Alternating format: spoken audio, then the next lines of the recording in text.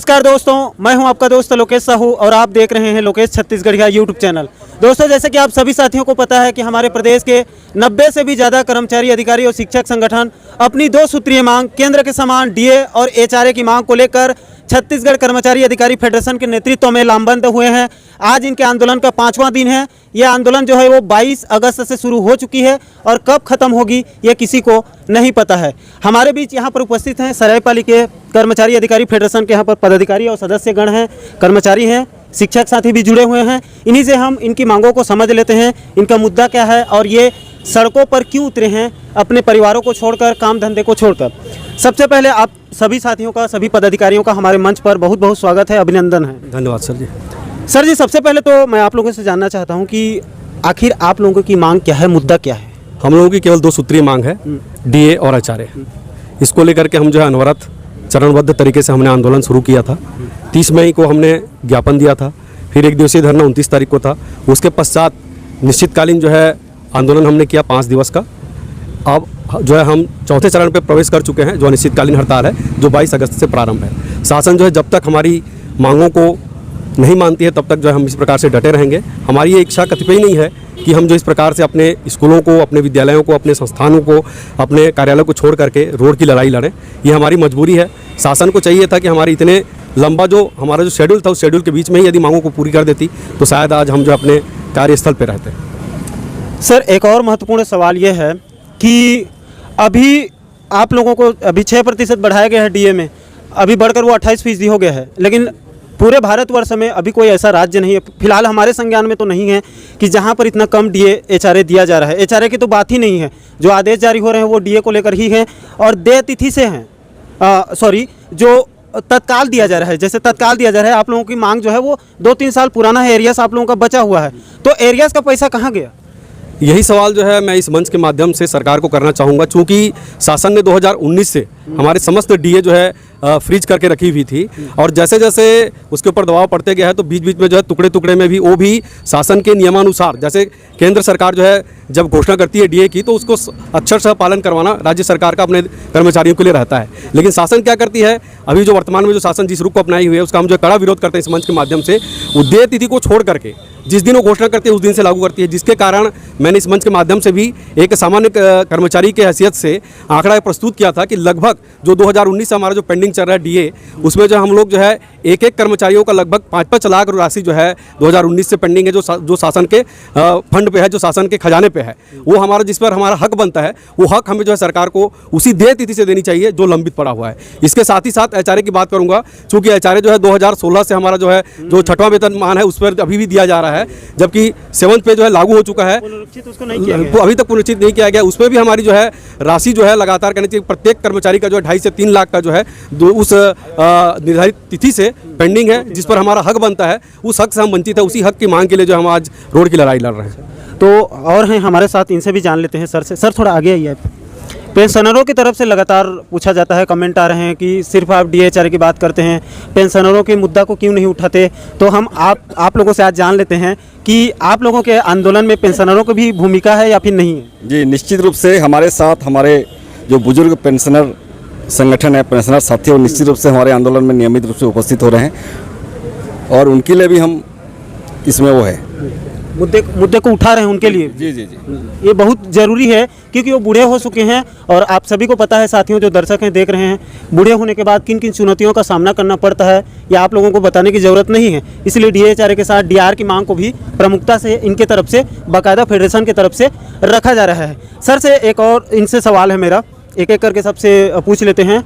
Sir जी, उस दिन मैंने रायपुर में कमल वर्मा जी से भी पूछा, विजय झा से भी पूछा, मनीष मिश्रा से भी मेरी बात हुई, फेडरेशन के जो सचिव हैं, मीडिया सचिव पंकज जी से भी मेरी बात हुई। उन्होंने मैंने पूछा कि इसके बाद आगे की आपकी क्या प्लानिंग होगी। जैसे अभी तो अनिश्चितकालीन चल रहा है, इसके बाद आगे क्या होगा? फिर आगे जैसे फेडरेशन का हमारे जो प्रमुख लोग ऊपर बैठे हुए हैं, उनका जो दिशा निर्देश होगा हम लोग बिल्कुल अक्षरशः उनका पालन करेंगे। जैसे भी ऊपर से निर्देश दिया जाएगा आंदोलन को और आगे बढ़ाने के लिए, हम लोग यानी कि जो भी फेडरेशन की तरफ से जो भी दिशा गाइडलाइंस जो भी जारी होगा उसका आप लोग यहाँ पर जमीनी स्तर पर, ब्लॉक स्तर में पालन करेंगे, ये कहना है आपका। सर से मेरी एक सवाल है इनसे कि सर मैंने एक वीडियो बीच में बनाया था, आपके फेडरेशन की तरफ से वो जानकारी दी गई थी राजेश चटर्जी जी की तरफ से कि DAHRA में कितना बड़ा घोटाला हो रहा है। महा घोटाला का हम लोग उसमें थंबनेल डाल के चलाए थे, आप लोगों का बहुत प्यार भी मिला था उस वीडियो में। तो इसको आप किस नज़रिए से देख रहे हैं, क्या ये घोटाला है या फिर और कुछ है इसमें? वास्तविक में घोटाला ही नहीं, वहाँ घोटाला है। और हम जो 100 से करीबन 101 संगठनों का समूह जो है छत्तीसगढ़ कर्मचारी अधिकारी फेडरेशन के रूप में संगठित है। और वाजिब में देखा जाए तो हमें वाजिब काम के बदले हम वाजिब दाम मांग रहे हैं, कोई अतिरिक्त नहीं मांग रहे हैं। महंगाई भत्ता और मकान भत्ता हमारा हक और अधिकार है, मौलिक अधिकार है, जिसके लिए हमें आंदोलन की आवश्यकता नहीं होना चाहिए। यह तो निश्चित रूप से सुनिश्चित रूप से भूपेश सरकार का निंदनीय चित्र है। जब केंद्र में समस्त राज्यों में 34% DA और DHRA मिल रहा है तो छत्तीसगढ़ में नहीं मिलना सुनिश्चित रूप से दुर्भाग्यपूर्ण है और ये मुख्यमंत्री भूपेश बघेल की असंवेदनशीलता का परिचायक है। आपके चैनल को मैं बहुत धन्यवाद देना चाहूँगा कि आप हमारे बीच आकर के हमारी समस्याओं को मुखर करने के लिए पर आए हैं। आपको मैं ससम्मान ये बोलना चाहता हूँ, आंदोलन करना हमारा मकसद नहीं है। शासन प्रशासन की स्वेच्छाचारिता, निरंकुशता, लाल फीताशाही, नौकरशाही एवं मनमानी से बाध्य होकर हम विद्यालय और कार्यालय छोड़कर सड़क की लड़ाई लड़ने को बाध्य हुए हैं, जिनकी संपूर्ण जिम्मेदारी शासन प्रशासन की होगी। जब तक हमारी मांगें पूर्ण न की जाएं, हमें महंगाई भत्ता और मकान भत्ता दे दिए जाएं, तब तक हम अंगद के पाँव की तरह अड़ी रहेंगे, आंदोलनरत रहेंगे।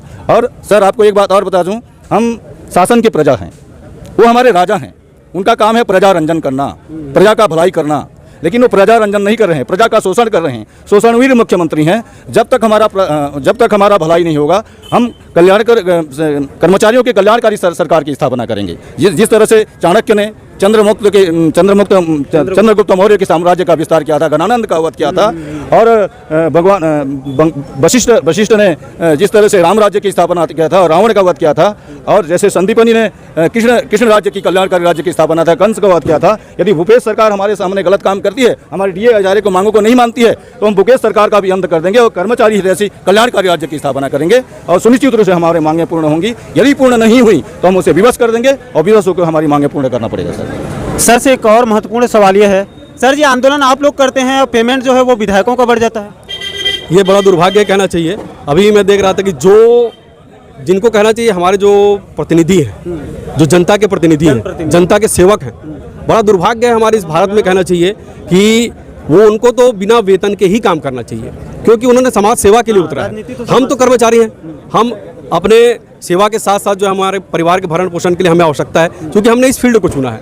और जब उन्होंने उस फील्ड को चुना है तो वेतन की तो बात दूर कहना चाहूँगा मैं, वो जो पेंशन भी ले रहे हैं, कितना बड़ा दुर्भाग्य है। इन चीज़ों का हम सख्त रूप से विरोध करते हैं और हम ये आशा रखते हैं कि जो हमारी सरकार है वो जो हमारी मांगों को जो है यथाशीघ्र पूर्ण करे। वरना जैसे आप जो सवाल कर रहे थे कि आगे आपकी रणनीति क्या होगी, हमारा फेडरेशन जो है कर्मचारी अधिकारी फेडरेशन का जो प्रांतीय नेतृत्वकर्तागण है, उन टीम का जो है निर्देश मिल रहा है। हम लोग लगातार जो उनसे जुड़े हुए हैं और हमारे इस आंदोलन को जो और ज़्यादा उग्र करेंगे, शासन को मजबूर होकर के हमारी मांगों को माननी पड़ेगी। एक अंतिम सवाल है सर से मेरा, सर जी जनता को क्या अपील करना चाहते हैं? हम जनता से ये अपील करना चाहेंगे कि हमारे हितों के लिए जनता भी हमारे साथ आए और इस निकम्मी सरकार के खिलाफ आवाज़ उठाए। तो यह है दोस्तों सरायपाली ब्लॉक में DAHRA को लेकर यहाँ पर घमासान चल रहा है। आज इनके आंदोलन का 5वां दिन है और इनकी बातों से स्पष्ट है कि जब तक भूपेश सरकार DAHRA का केंद्र के समान ऐलान नहीं कर देती है, तब तक इनका जो आंदोलन है इसी प्रकार बदस्तूर चलता रहेगा। इसीलिए भूपेश सरकार से हम अपने चैनल के माध्यम से, वीडियो के माध्यम से बार बार निवेदन कर रहे हैं कि फेडरेशन के पदाधिकारियों को वार्ता के लिए तत्काल बुलाना चाहिए, क्योंकि इससे इस आंदोलन से न सिर्फ सरकार को बल्कि आम जनमानस को भी बहुत तकलीफ़ों का सामना करना पड़ रहा है। क्योंकि स्कूल से लेके तहसील ऑफिस, ब्लॉक मुख्यालय, सभी ऑफिस यहाँ पर, न्यायालय वगैरह सब जो सरकारी कार्यालय हैं वो बंद हुए हैं, ठप पड़े हुए हैं और इनके तेवर साफ बता रहे हैं कि जब तक इनकी मांगों को जो इनके जायज़ मांग है DAHRA केंद्र के समान लगातार इनको मिलता हुआ आ रहा है, लेकिन ये पहली बार है कि प्रदेश में DAHRA को लेकर भी आंदोलन करना पड़ रहा है, जो कि अपने आप में शर्मनाक है। इसीलिए भूपेश सरकार को भी तत्काल इस मुद्दे को संज्ञान में लेकर फेडरेशन को जल्द वार्ता के लिए टेबल पर बुलाना चाहिए और इस मुद्दे का समाधान करना चाहिए, सम्मानपूर्वक समाधान निकालना चाहिए। मैं लोकेश साहू अभी सरायपाली से, इसके कुछ देर बाद दोस्तों आपको बसना से मैं वहाँ पर कवरेज दिखाऊंगा, वहाँ पर क्या हलचल है, उसके बाद फिर पिथौरा निकलेंगे। तो हमारे साथ आप जुड़े रहे, लगातार DAHRA के आंदोलन पर पल पल की अपडेट लगातार इस चैनल पर आप लोगों को मिलती रहेगी। जय हिंद, जय छत्तीसगढ़।